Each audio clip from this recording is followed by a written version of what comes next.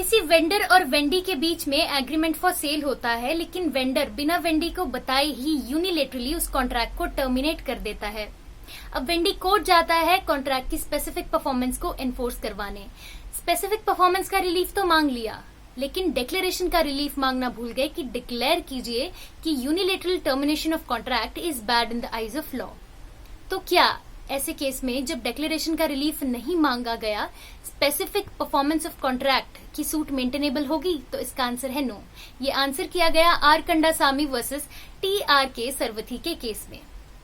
इसके पीछे ये रीजनिंग दी गई कि जब एक कॉन्ट्रैक्ट यूनिलेटरली टर्मिनेट हो गया तो वो नॉन एग्जिस्टेंट हो गया लॉ की आईज में।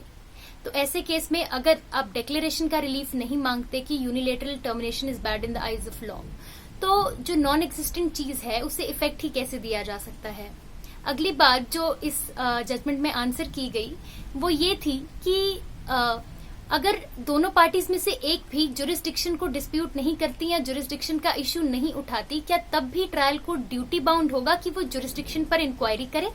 तो इसका आंसर है यस। इसके पीछे ये कारण दिया गया कि एनी हायर कोर्ट और even the supreme court they should feel constrain to overturn the judgement of trial court सिर्फ इसी ग्राउंड पे कि किसी एक पार्टी को किसी पर्टिकुलर लाइन ऑफ डिफेंस या लाइन ऑफ अटैक की नॉलेज नहीं थी या उसका नोटिस नहीं था।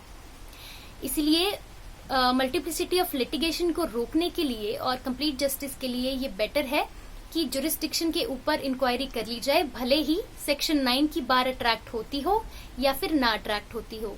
लास्ट चीज जो इस जजमेंट में आंसर की गई वो ये थी कि अगर किसी एग्रीमेंट में दो इनकंसिस्टेंट क्लॉजेस हों तो उसे किस तरीके से इंटरप्रेट किया जाए।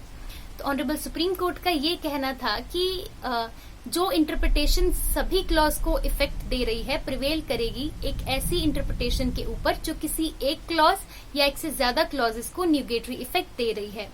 ये बात या सुप्रीम कोर्ट की ये स्टेटमेंट बेस्ड थी एक लीगल मैगजिम के ऊपर विच इज अट्रेस मैजिस वैलिड क्वाम पेरिड। साथ ही ये भी हेल्ड किया गया कि अगर किसी एग्रीमेंट में दो क्लॉजेस हैं, एक अर्लियर और एक लेटर, और दोनों इनकंसिस्टेंट हैं या दोनों को एक साथ इफेक्ट नहीं दिया जा सकता, तो अर्लियर क्लॉज प्रिवेल करेगी। R Kandasamy versus TRK Saravathi 2018 supreme court.